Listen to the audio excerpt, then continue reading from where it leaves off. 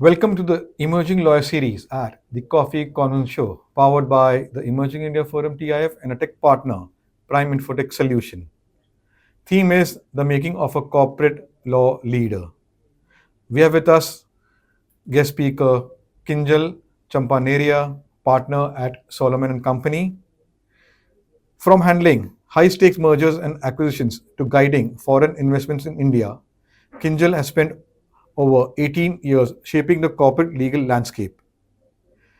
He has navigated the complexities of corporate law, mergers and acquisitions with precision and expertise. But beyond the legal briefs and boardroom negotiation, who is Kinjal? In this episode, we explore his journey, insights, and the person behind the profession. Friends, we are at AWFIS co-working space, and on a Saturday afternoon on Hanuman Jayanti, we wish all our viewers. This is a special episode. So welcome Kinjal to today's coffee conversation. Thank you. So let me explain you the flow and the format. There are three rounds: Okay. professional journey, personal journey, and fun round, the rapid fire, for which Okay. you have to be witty, fun, and quick. And here's your gift, but you have to win it. Sure. So, friends, I'm Lion Amir Virani, host at Coffee Conversation and a legal tech evangelist at Prime Infotech Solution, author of 15 books. We help law firms, corporate legal, startups, SMEs with world-class technology, software licensing, and tech training solutions. So my first question for your professional journey round, Kinjal, Yeah. how has the journey shaped up and any key defining moments you had? My journey shaped up very well because I started my career and I've continued. And so I started in 2007, and now it's been more than 18 years. I'm working in the same firm, same practice area. So I am loving that journey, and it has shaped up very well. Uh, the milestone moment, or what we say, transformative moment, I would say that when I became an associate partner, that was in 2012. Uh, that gave me an sense of achievement, because that's where clients recognizes you. You get a team to lead. Before that, you are just a junior and you are working under some person, but once you get that designation, then there is a, that's a first step of achievement. And later, then as you can see, that I've become a partner. So I think that journey was really amazing, and I hope to continue it and grow it further. Wow, beautiful. So Kinjal, how do you balance the fine line between legal risk and business practicality when advising clients? So when we talk about legal risk, I see the two type of risk. One is the regulatory risk, which is like there are certain laws where you cannot do something, where you have permitted to do something, or there are some conditions to do it. And so that is very clear. So I think that all businessmen knows it. And the legal risk is always on the business side, where they enter into some contract, and there are certain liabilities which may come up, like for example, there are indemnity clauses. So there's always a very thin line between your business and legal. Business team, or business wants to do the business, but they do not like to take a liability. So in that case, we try to help them, navigate through a pathway where there's a midway, where there are certain. We try to give them options on how to mitigate that indemnities, like giving them limitation of liability, cap, or certain percentage of whatever we receive. So that's how we mitigate. So I think that risk part, typically it's more on the business risk. And once we make the client understand what may be the risk, so at that time he understands, okay, if I'm doing something, this may be my exposure. So I think that's way it's better to handle it for the business part. Wow. So Kinjal, the legal landscape is evolving rapidly. Yeah. What are the biggest changes you have witnessed in corporate law over the past, or I would say, in your 18 years journey? So I think past decade, it's like a cyclone or hurricane. If you see the events, I think 2003 there was entire replacement of Companies Act, and then in few years there was like I think last year they have introduced a new criminal code. Before that, they have changed this entire FDI policy, and in place of FDI now they have introduced non-debt instruments regulations. Then they have changed this entire overseas investment policies.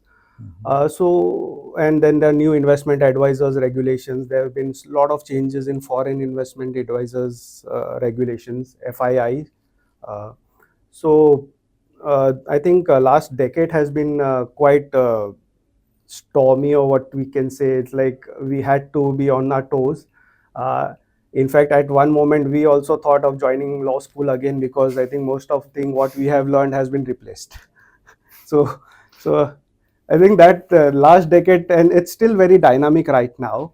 But then it's always fun, because then you got to know new things, and then that's our job, to interpret new laws and how it will impact the clients. That's what we are here. So I think that's where it's interesting to Wow. be in the law field. So, given your experience, Kinjal, in Mm. India entry and foreign investments, what are some industries you see as the next big opportunities for foreign investors? So I think if we look at the industry part, so there's a lot of activity in the agri-tech, where there are a lot of people are interested in contract farming. Hmm. And they, because they see a lot of potential, because our the conditions, soil conditions and the climate conditions have capabilities of growing much more, and very diverse kind of crops. So that is one tech. Of lately I am seeing lot of what we say in the dairy sector, because there's a lot of demand for dairy products, Oh. with like, and now people are more conscious about purity and that hygiene part. So I have seen a lot of into dairy. And as everyone knows, defense is always hot right now. It's uh, it's very, because of the, and recently I think government have given orders of 54,000 crores or something. So defense has always been hot. Other what aspect I see is this SPAC, which is right now it's on the discussion stage. SPAC is like a special purpose acquisition company. So Mhm. like company will, and this is more prevalent in US, where they have a entity which is listed there. They raise the fund and they acquire. Hmm. Now we have been assisting one of our clients who have established a SPAC in US that is listed in Nasdaq, and we are helping them acquiring some tech companies in India. So I think that, and SPAC, I think government is into planning to take out regulations, and it's still in discussions. So apart from that, I think EV, solar manufacturing, infra is also, logistics also is going to grow. So I think most of the sectors are covered, I think, because looking at the outlook, and also considering the tariff part, which is now, I think India is standing on the most beneficial stage right now. So I think that would change the entire dynamics of the sectors. Wow. Beautiful.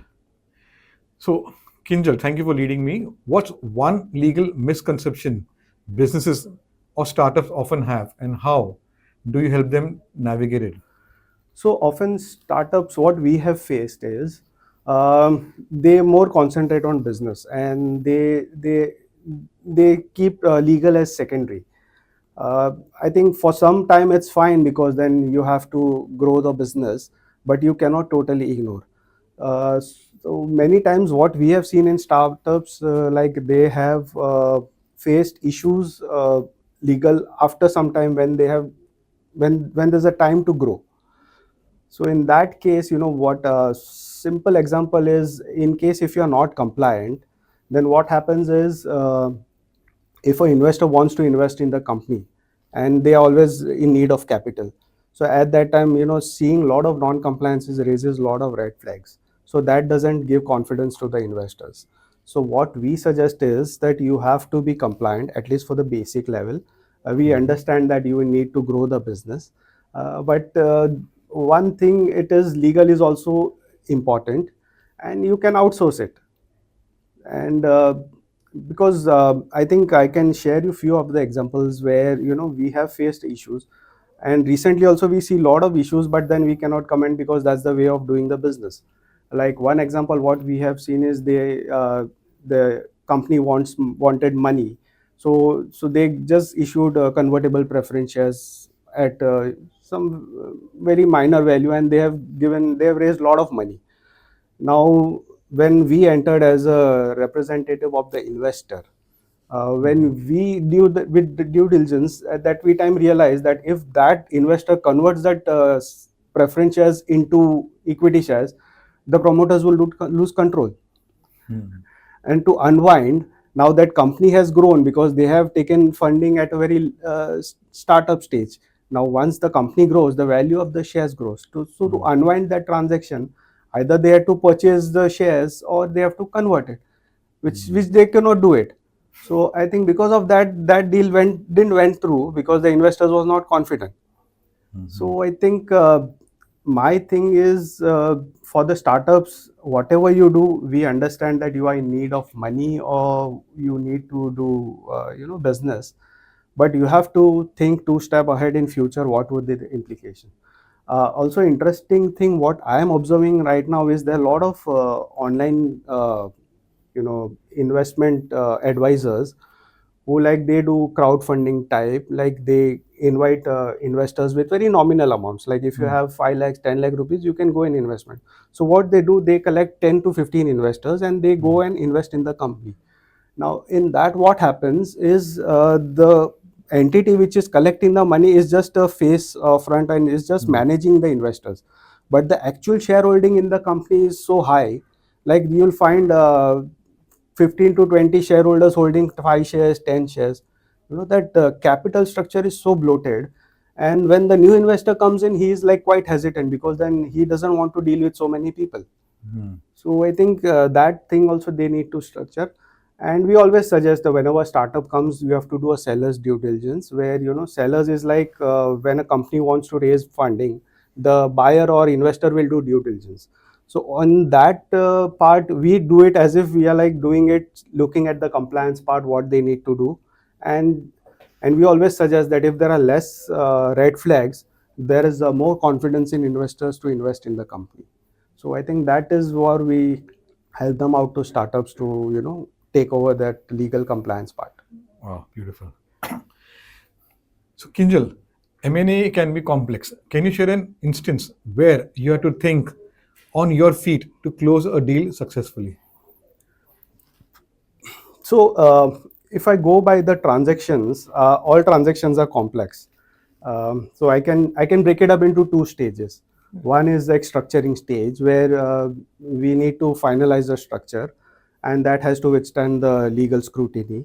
So that is stage, but then that is not that in that you have to have the legal knowledge about what is happening in the law, in the market, and what is the law. So that is a simple part. The other part is on the transaction. You always have to be on the toes. Now, in normal M&A transaction, there are three stages. One is like documentation, negotiation, uh, closing, that is signing, and then closing. And between signing and closing, there's a conditions precedent stage. So if I'll tell you that complexity, during negotiation, we have to be on our toes because we are sitting in the one room or even on the call, and we have to finalize on the language. So that is always we are on the toes. Now, once we sign it, then comes the part of a CP. CP also, there are a lot of back forth on documents because then we provide certain things, then there would be some objections, then we have to revise it. And then in that case, it's always the responsibility of the partner to see whether everything is proper, the language is proper, we are not over committing, or we are not providing anything extra what they needed. So that process keeps on going. And once that is complete, then comes the closing part. So closing is much more simpler. But even on the time of execution, there are a lot of issues because we have to see that the resolutions are in place, stamp duties have been paid, signatures are done properly, and there are small issues which come up. Who's the signatory, what documents we require to attach. So I think from the transaction perspective, it's always we are on the toes, and we have to like think two steps ahead. What would be the next step, because then with that we can actually pre-plan and close the transaction smoothly. And that's where the expertise comes in. When you do 2 3 transactions, then you'll come to know what will come next. Wow.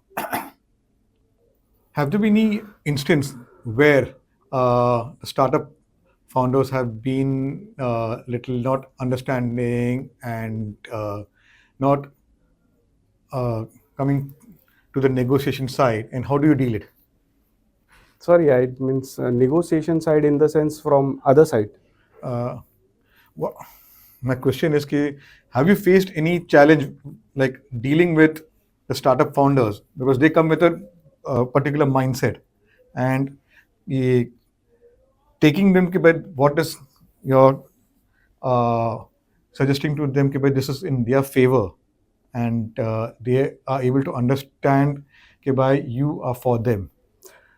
That's I think that's a very good question, because when you speak of startups, they are very passionate about their work. So when they go out in the market for getting some investments, so it's like you are taking some part out of it. So they are very hesitant at first stage, but that is a part of their life. So we have to explain them that we are protecting your interest. But then that is the way how the market works, because once an investor comes in, he has certain expectations about the business plan, about the targets, about what rights he has in the company. So we try to explain them that these are kindly standard, and if which are not standard, and if it's commercially, then we tell them that you commercially decide whether it's feasible for you. If not, then you can give us an option, so we can have a midway. So it's not like whether you have to take it or leave it. There's always a midway to it, where we can agree on something which is acceptable to both the investors and also to startup. So that's how we deal it, but it's initially it's difficult, and the documentation is too huge. So once they get the documents, it's like 40-50 pages document, which gives them a cold feet, because they have to go through it. They have not gone through it, although it's part of our job, but for them it's very new. So it becomes very difficult, and then but we have to tell them that this most of them is standard. And then we explain him how the process next after the investment would be, how because there's a kind of a conduct you have to do. If you're doing business with your own money, it's fine, you can do whatever you want. But then if you are doing with the investor's money, definitely he's like to have some control, and he likes to know what is going on. So we brief them, what are the next steps, how to do it. We many times give them a compliance calendar also, what you need to do in case if you are doing this, then you have to take a consent. So we help them out with this process. Wow. So Kinjal, you have been with Solomon and Company for over 18 years, growing from associate to partner. What's been the most transformative moment in your journey? I think the most transformative, like I said earlier, it was like when I became an associate partner, because that's where the achievement comes into picture, where you get the recognition. Although you have been working on the transactions with your partners, seniors, and but you are guiding them. But once you become an associate partner, that's a first step in the ladder, and then afterwards, what I have seen, the expectations also increases the moment your designation grows. There's a particular certain level of expectation from the client, so then you have to live up to that expectation. So I think being an associate partner was the first step, and then I always try to give something extra, and try to get that impression, or satisfy the client. So that's my always the duty, or what I feel is like we have to do it. So that's, I think, the client, we have, it's more important to meet the client expectation.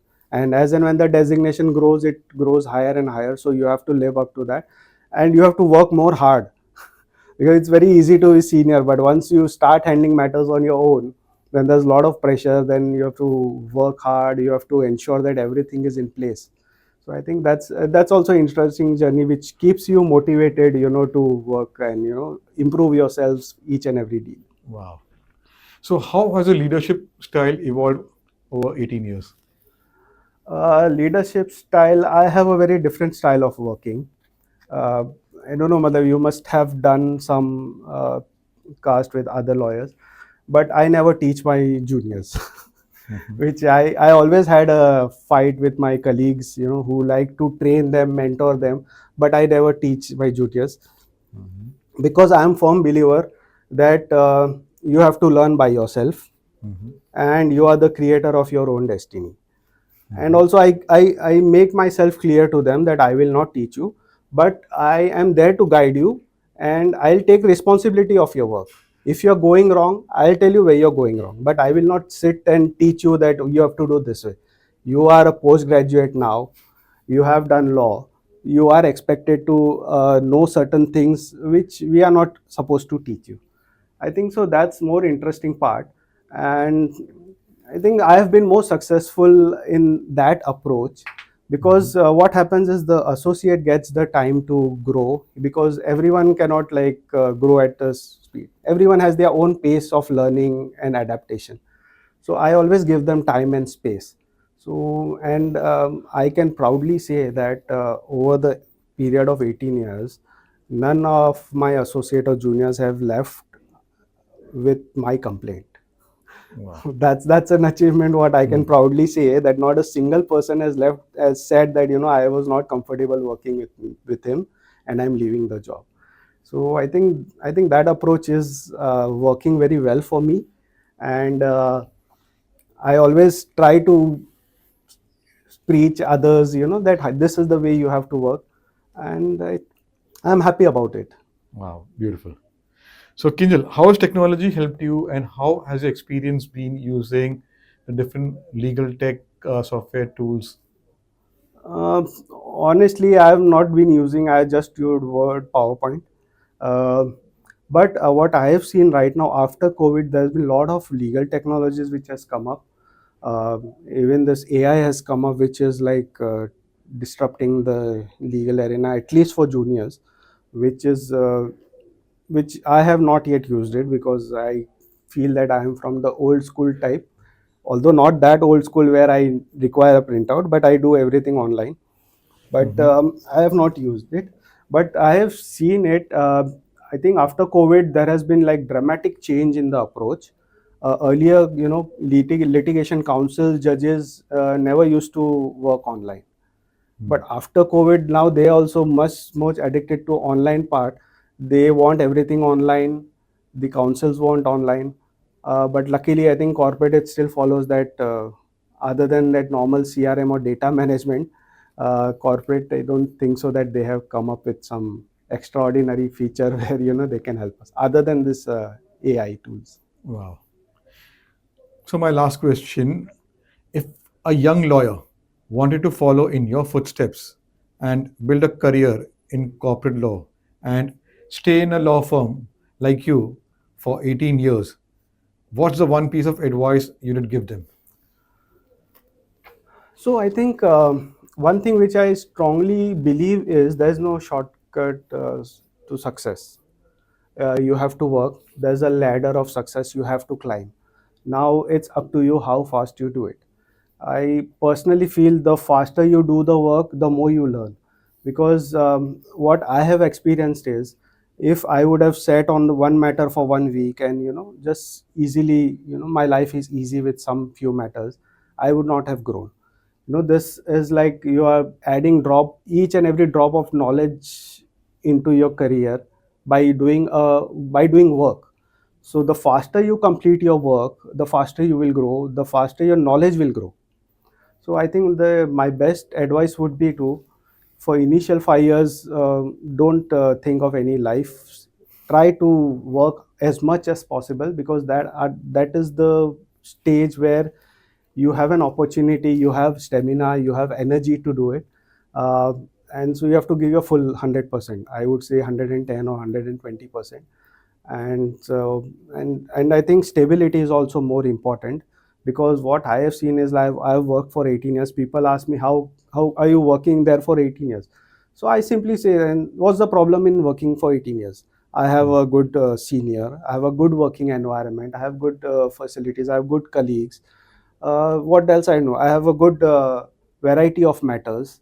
So I don't have any reason to switch, because I'm happy with my work. Because on the work pattern also, what happens is, like, legal field is very dynamic. So after every 2 3 years something new comes up. So it's always you're on the toes. And with 18 years, at least people now know me. They have a recognition. Okay, when people see my name, they say, okay, he's from Solomon and Company. So I think that is what I have earned for it. And I like that. Means it's not question, it's just about happy of being doing the work and growing the firm. And also one thing which I am also very proud, that I was the first one in the corporate team. So I have seen that entire practice growing from one to more than 50 associates Wow. with partners in different fields.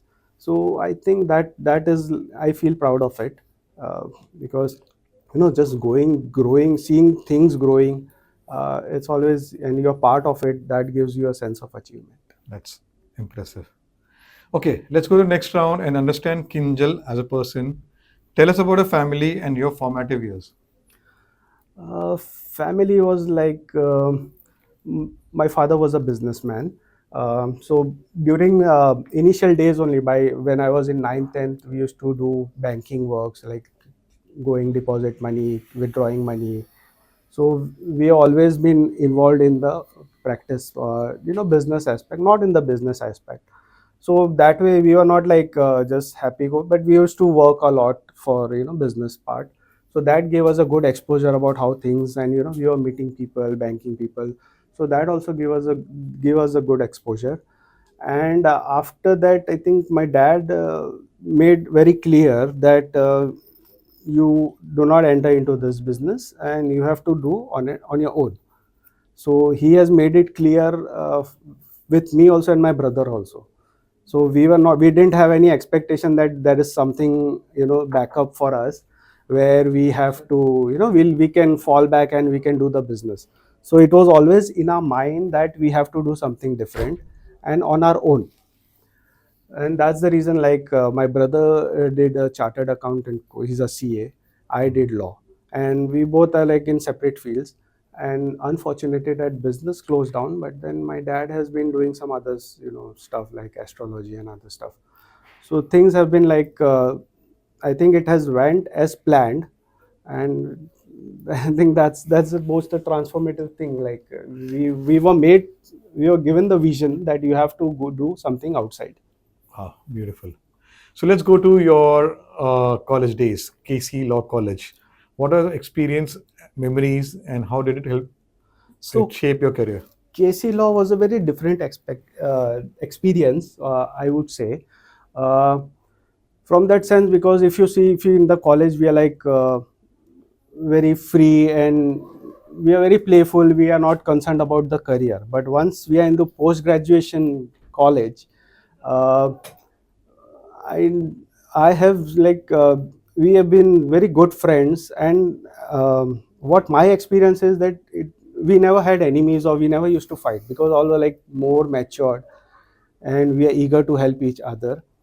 And we are good friends. We are always helping each other. Even today, I have a lot of friends and who have been doing very well in the industry. Sometimes we meet up and we share and so it's a totally different experience. And since we are part of the bigger law community, and it's always very helpful, and because whenever we have some trouble, we always approach each other. So I think that was the experience with KC. The KC college is good. Their staff is very cooperative, and we had a really good time. We didn't have that stress of some colleges may have. We had good time. We enjoyed learning, and then we had good friends. Now they are successful, so it's. I Wow, think that's a good thing we have about the beautiful. KC. So, Kinjal, after a long day, what's your go-to way to unwind? Nothing as such. So at best, you'll go and watch a movie, or you go out for dinner. Nothing special as such. At best, listen to music. I sometimes play guitar. So it's all depends on mood. Like, there are like 3 months I'll be playing guitar, then 3 months I'll be reading books. So Mhm. it's all depends on the mood and how the workload is. Because whenever there's a high workload, then definitely the most relaxing part is to sleep. Otherwise, then if you have some relaxing time, then we can do something else. Otherwise, it's just like we are. And I always believe that you have to save your energy for the next day, Yeah. because then you never know. There are instances where I had to work after Diwali party for the entire night, and I was like sitting in that kurta and pajama, which was not at all comfortable. And I worked entire night and I've completed that. So it's always like, you have to save the energy, Yeah. and there are like weekends where you can be relaxed and you can be free whatever you want. But during the working days, at least I feel that although there are people go to party and all that, but for my part, it's like be at home, spend time with family. Wow. So, what's one book or movie that has left impacted you personally and professionally? Um, I would say none as of now, because I just watch it from the entertainment perspective. Although there are a lot of videos, motivation videos, which nowadays it's there on this social media, which I watch it. I always try to watch which something gives a value addition to my knowledge. Suppose something is in finance, some ways to do a particular thing. Off lately, I've just seen one movie, not movie, it's a series, I think Murder Mindfully, which is also a story of a lawyer. He is like a representative to a mafia don, which disrupts his life, and then how he gets out it with going to some consultant. So I think that was the movie which they have actually shown a life of a lawyer, how stressful it is, and how he can overcome it with how he have to mindfully do certain acts, and how he has to behave, what he has to do in a particular situation. So I think that series I would recommend at least to watch it. It's a very light-hearted series, but then that is very, you can relate as a lawyer. You will able to relate it, the stress of work and how to do it. But it's a different kind of thing. But then at least you will get certain benefits out of it. Wow. So, Kinjal, law is a demanding profession. How do you make time for yourself outside of work? Any non legal passion you indulge? So as I said, there's no passion as such. The only thing is time to we have to have enough time to relax, and then sometimes I play guitar, sometimes books. So that's how it is. Like, it's all depends on workload and what my mind is saying. So it's not that fixed that I have to do a particular thing. I just go by the flow. If I am happy, or if I get some satisfaction from reading, so I'll read books, or if I get something by playing guitar or listening to music or watching a movie, I'll do that. So there's nothing as such passionate. If I had some passion, then definitely I would not be a lawyer. Okay. Suppose you had that luxury of having 1 week away from work with not dealing with the startup founders, not cracking the deals. What would you do and why? The same thing, like I would like to go out and spend time with the family, where there's no, but I think it would be only 1 week. After that, it's like, what you'll do after 1 week. So then again you'll have to try to get back to work. But yeah, from my perspective, I always like to spend time with the family. I don't go anywhere outside after the office work. I straight away go home. I like to spend time in the family. I think that's the only thing which is relaxing more. And if I get an opportunity like this, definitely it would be a vacation. Wow. So, who has influenced you personally and professionally from your family, friends? Um, no one. It was like a decision by accident. Because honestly speaking, I was not. Even if you see my career path after BCom, I joined a law firm, but I was in the billing department.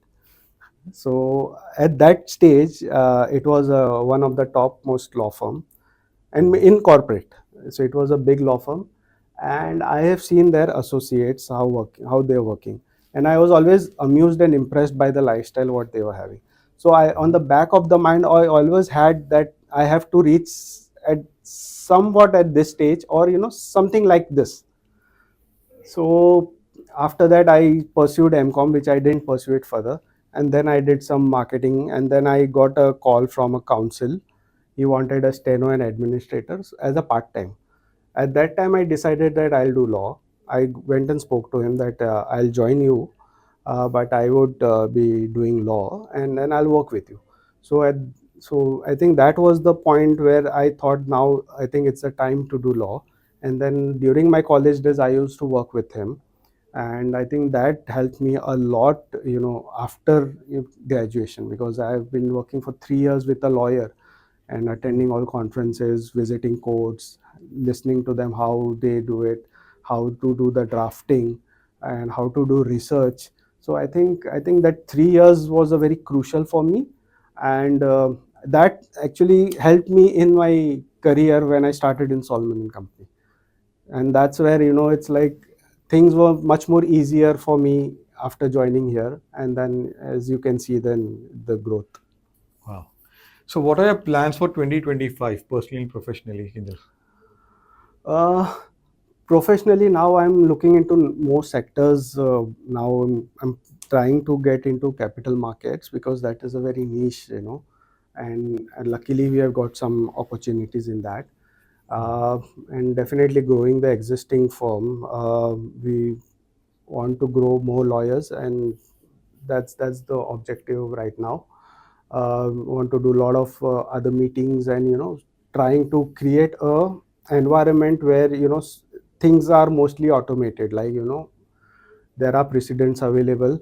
And I always now work it from future. Whenever I work on any agreement or document, I try to make sure that it's at least you can, for next 3 or 4 assignments after that, uh, you don't have to make much more revisions. So I always do it. And one thing what I have started practicing from last 2 3 years is, whenever there's a standard transaction which is going on, I always try to add two or three new things in that, like improvising that. So that has helped me a lot, in like gaining the knowledge, and improvising on existing things what I do. So I think I would also suggest that even for everyone who we are doing it, many things are quite standard nowadays. There are precedents we have to pick up, but then try to add something new, or something new which you can think of out of the box. So at least that you can keep growing and you are not stagnated in the field. Wow. So, my last one is a googly one. Describe Kinjal in one line.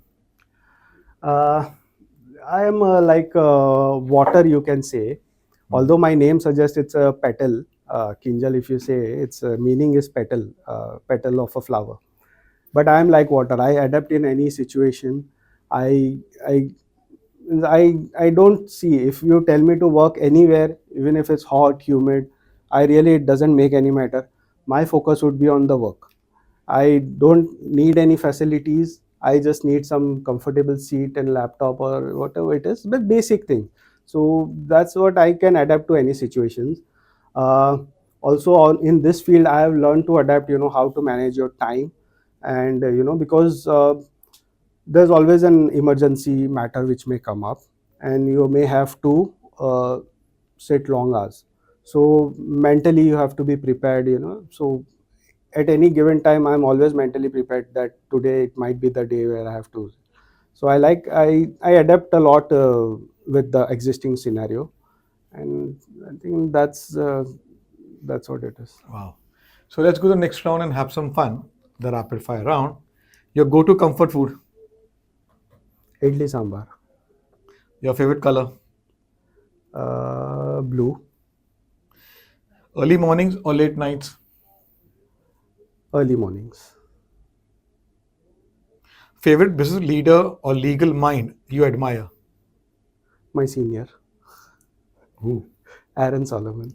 So, because viewers don't know. Okay. One word to describe your work style. Cool. I think that's the designation what all have given me. I'm like Captain Cool kind of thing.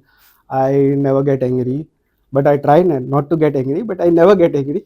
Uh, and also, like, I never take more stress in a situation, because that's where you have to keep calm and you have to go ahead.